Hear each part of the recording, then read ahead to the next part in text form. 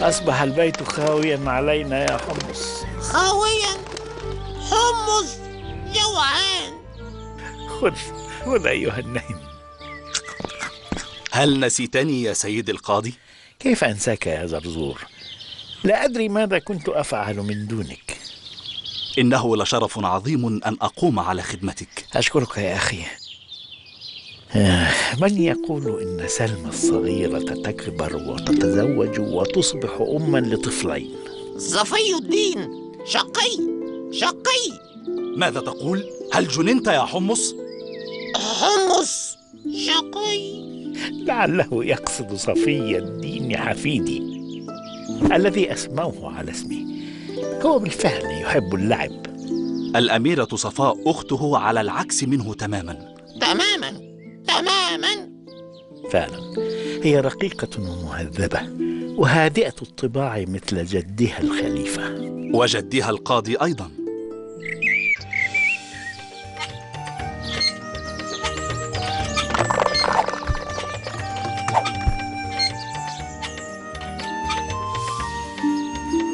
كنت أريد اليوم أن أصحب الأولاد لزيارة أبي. هذه فكرة رائعة. لا تنسي أن تبلغي تحياتي لحماية العزيز حضرة القاضي. أفعل إن شاء الله. لقد أوحشني كثيراً. ليتك تقنعينه أن يمكث معنا بعض الوقت. حاولت مرارا، ولكنه في كل مرة يقول إنه يشعر بالأرق إذا ما غير فراشه. أمي، متى تصففين شعري؟ أتحدث الآن مع أبيك. دعي وديدة تصففه لك. وديدة تصففه بشكل مضحك. ما رأيك أن يقوم ولي العهد بنفسه بهذه المهمة الخطيرة؟ لا يا أبي، هذا عمل النساء. يا لك من فتاة ذكية تصر على تكليف من يصلح لأداء العمل.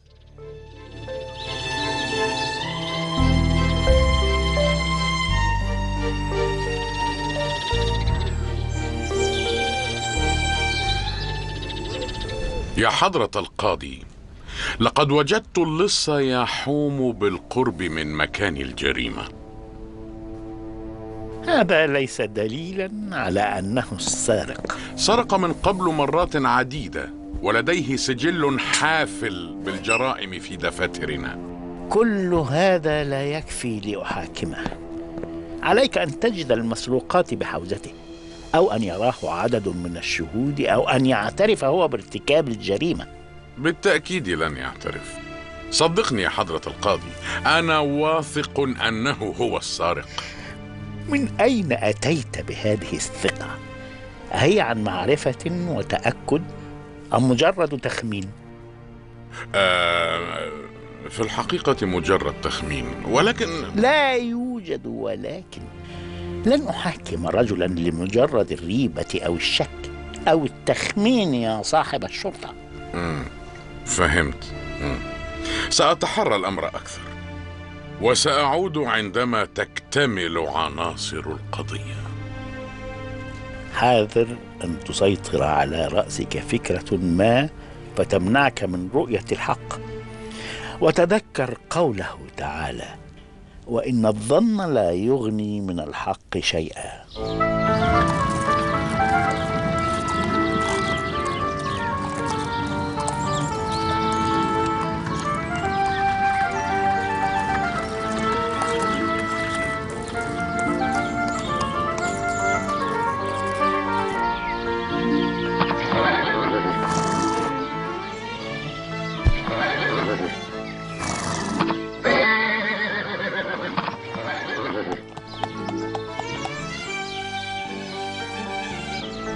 انظري يا أمي، ماذا تفعل الخيول؟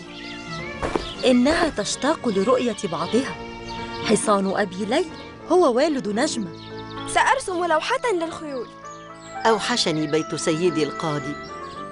ألا يعجبك قصر الخليفة؟ قصر الخليفة عامر بأهله، ولكني قضيت عمري في هذا البيت الطيب وأؤثره على أي مكان آخر. وأنا أيضا يا وديدة لا أشعر بالراحة إلا في هذا البيت البسيط. أما أنا فأوحشني جدي القاضي وحمص أيضا. هيا نستبق إلى الباب، والفائز يطعم حمص الشطة الحمراء. لا يا أخي، حرام عليك. الطعام كان رائعا يا جدي. بالهناء والشفاء يا حبيبتي. هل يمكنني أن ألعب مع حمص يا جدي؟ بالطبع، ولكن دون أذى. حمص دون حمص أذى. أبي، ما لي أحس بك مهموما. كيف؟ ترحب بنا كعادتك، ولكن تبدو في حيرة شديدة. إنها مشاغل القضاء يا سلمى لا تنتهي. صاحب الشرطة يريدني أن أحاكم رجلا بلا دليل لمجرد أنه لص قديم. ربما معه الحق في الحذر والاشتباه، ولكننا لا نحاسب الناس بالشبهة والتخمين. هذا ليس عدلا. أنت تجتهد قدر طاقتك يا أبي، ولا تقصر في شيء. عندي حل للمشكلة يا جدي، هل أقوله؟ طبعا، ربما تخرج الحكمة من أفواه الصغار. تكلم يا حبيبي.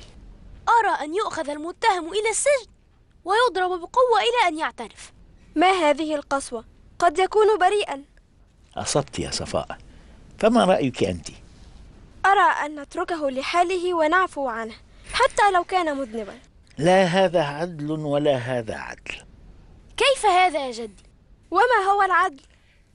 العدل يا أحبتي هو رد الحقوق استنادا إلى المعرفة واليقين. سأحكي لكم قصة جميلة عن العدل من كتاب الله. أنا بالطبع أعرف القصص كلها، سأحضر لكم شيئا من العصائر. هذه القصص جديدة يا سلمى، لم تسمعي بها من قبل. إذن بإمكان العصير أن ينتظر.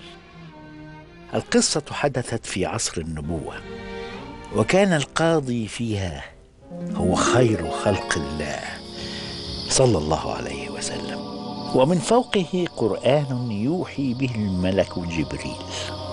حدثت قصتنا في المدينة المنورة بعد هجرة النبي صلى الله عليه وسلم إليها ب4 سنين.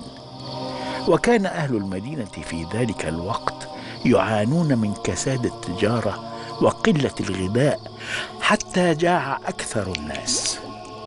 قتادة يا زوجي الطيب، ألا تسأل هؤلاء الناس أن يعطونا شيئا مما أعطاهم الله؟ يا سهيلة، إنهم مثلنا لا يملكون شيئا، ولو كانوا يملكون طعاما لاقتسموه معنا كما علمنا رسول الله صلى الله عليه وسلم. ولكني أرى القدور تغلي فوق النار. لا يوجد بها غير الحصى. فهمت. يشعلون النار ليقنعوا الأطفال بأن هناك طعاما يعد، فيطمئنوا ويستطيعوا النوم على جوعهم. الحمد لله على كل حال. قتادة، سمعت أن عمك رفاعة يملك طعاما كثيرا، ويملك كذلك درعا من الحديد. نعم، أعطاه الرسول صلى الله عليه وسلم تلك الدرع من الغنائم أمام الناس جميعا. أعرف قصة الدرع، ما يعنيني الآن هو الطعام. أخجل أن أطلب منه يا سهيلة. كيف تخجل وهو عمك؟ ربما لا يملك الكثير كما تظنين. الشيء القليل أفضل من هذا الجوع. حسنا، سأذهب إليه قبيل الفجر وأعرض الأمر بشكل لائق، كأن أقول مثلا أريد أن أؤجر نفسي للعمل، وسيفهم بالتأكيد. أرجو ذلك يا قتادة. تصبح على خير.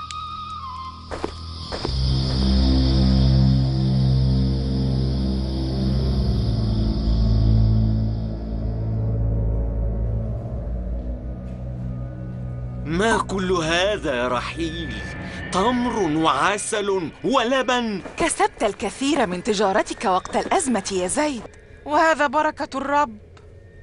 كان أبي يقول دائما إن الطعام الكثير مهلكة للمال والصحة. ولكنه مات من التخمة. أقصد أننا نتعب طوال اليوم ونحتاج إلى طعام جيد. ليس إلى هذا الحد من الإسراف. الناس من حولنا في المدينة يهلكون جوعا. تقصد أن نعطيهم ما يتبقى من الطعام؟ أجننت يا رحيل؟ إنهم مسلمون. هل نعطي طعامنا للمسلمين؟ كانوا يعطوننا في أيام الرغد. نأخذ منهم لا بأس، ولكن نعطيهم مستحيل. هذه خطيئة كبرى. هيا، يكفي ما أكلته اليوم حتى لا تتعب معدتك. احفظ الطعام للغد.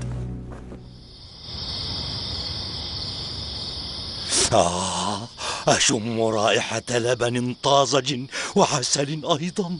هذه الروائح يا طعمة تأتي من بيت جارك اليهودي زيد. أعوذ بالله منه جار السوء هذا. يا إخوتي في الله، دعونا من اغتياب الناس ولنتحدث في خير. ما رأيكم في الحديث عن خروف مشوي؟ ألا تفكر إلا في الطعام يا أخي؟ ربما لهذا السبب اشتهر أخونا بشير بين الناس بكنية طعمة. اسمعوا يا أحبتي في الله، الجوع الذي نعاني منه هو امتحان من الله ليختبر إيماننا، وعما قريب سنكون في خير إن شاء الله. خير؟ أي خير يأتي وسيد من سادات الخزرج مثلي لا يجد كسرة من خبز؟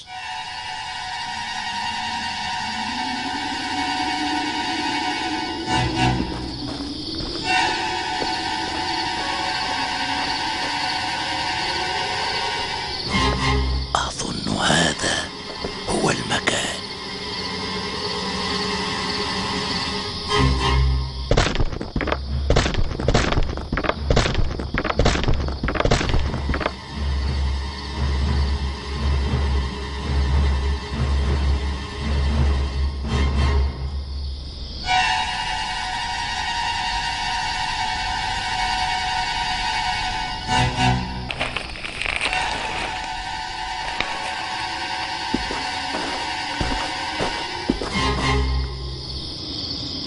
من هناك؟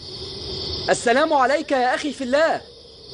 يا طعمة، ما الذي أتى بهذا الأوسي قتادة في هذا الوقت؟ لماذا جرى مني طعمة الخزرجي ولم يرد علي السلام؟ انظر يا قتادة، لقد ثاقبوا الحائط وسرقوا ثروتي. لا حول ولا قوة إلا بالله العلي العظيم. اهدأ يا عمي. سرقوا الدرع الغالية. لابد أن السارق من أعدائنا، من الخزرج. لا تفكر بهذه الطريقة يا عماه. لقد ألف رسول الله صلى الله عليه وسلم بيننا نحن قبيلة الأوس وبين الخزرج، وأنقذنا من الفتنة. ومن يكون السارق إذن؟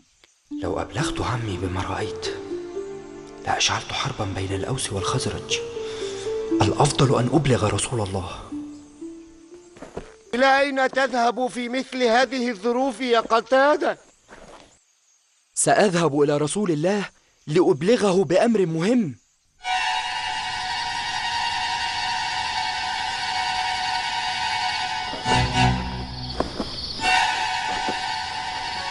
قد علم رسول الله أنني سارق الدرع. هل أنت متأكد؟ أبلغه قتادة بعد أن رآني أحمل الجوال في الطريق. لم نقل لك أن تسرق يا طعمة، هذا خطأك أنت. ليس هذا وقت اللوم. أنتم أهلي وعشيرتي من الخزرج، ويجب أن تحموني حتى إذا أخطأت. معه حق، ستعيرنا قبيلة الأوس ما حيينا. وما العمل؟ ادفن الدرع المسروقة في بيت جارك زيد اليهودي. أحسنت يا مبشر، سيتهم هو بالسرقة بدلا مني. ولكن ما العمل في قتادة الذي رآني في الطريق؟ نذهب إلى الرسول ونقول إننا رأينا زيدا يسرق. هذا لن يحدث أبدا. أتريدني أن أكذب على رسول الله؟ إذن الزم الصمت ولا تبلغ بما عرفت. سأذهب أنا وآخذ معي رجلين بدلا من ياسر، وشهادة 3 رجال أفضل من شهادة رجل واحد. إذا أسرعوا، فخير البر عاجله. ما رأيكم فيما فعله طعمة وأهله من قبيلة الخزرج؟ أحسنوا صنعا، منعوا الحرب بين القبيلتين. ولكنهم سيكذبون، والكذب حرام. كذبة صغيرة أخف ضررا من القتال. ما رأيك أنت يا سلمى؟ لا أدري يا أبي، القصة عجيبة ومحيرة. ماذا جرى بعد ذلك؟ جرت أشياء كثيرة، ولكني أظن أن الوقت قد حان لنوم الصغار. نعم يا أبي، الوقت معك يمر في سرعة البرق. هيا قبلا جدكما، وغدا إن شاء الله يكمل لنا القصة. تصبح على خير يا جد. وأنت من أهلي يا حبيبي. تدفأ جيدا واحرص على صحتك. سأفعل إن شاء الله. لا إله إلا الله، محمد رسول الله.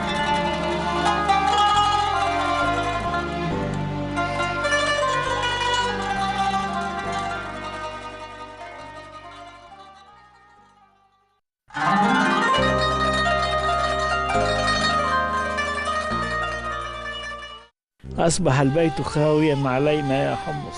خاويا؟ حمص جوعان. لن أحاكم رجلا لمجرد الريبة أو الشك أو التخمين يا صاحب الشرطة. فهمت. سأتحرى الأمر أكثر، وسأعود عندما تكتمل عناصر القضية. انظري يا أمي، ماذا تفعل الخيول؟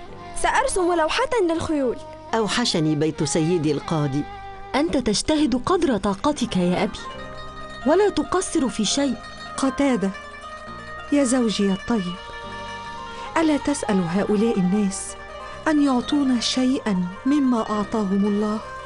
يا سهيلة، إنهم مثلنا لا يملكون شيئا، ولو كانوا يملكون طعاما لاقتسموه معنا كما علمنا رسول الله. هذه الروائح يا طعمة تأتي من بيت جارك اليهودي زيد، أعوذ بالله منه جار السوء هذا. يا إخوتي في الله، دعونا من اغتياب الناس ولنتحدث في خير. خير؟ أي خير يأتي وسيد من سادات الخزرج مثلي لا يجد كسرة من خبز؟ السلام عليك يا أخي في الله.